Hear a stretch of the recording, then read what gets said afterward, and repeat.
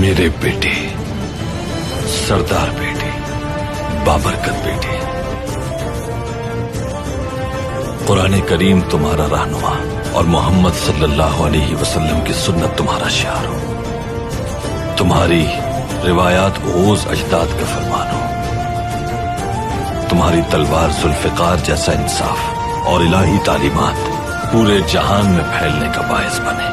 तुम्हारा मकसद इतना अजीम हो कि दुनिया उसके सामने मामूली नजर आए। मेरे बेटे, सरदार बेटे, तुम अपने वालिदैन की तरबियत का हक अदा करने वाले बनोगे।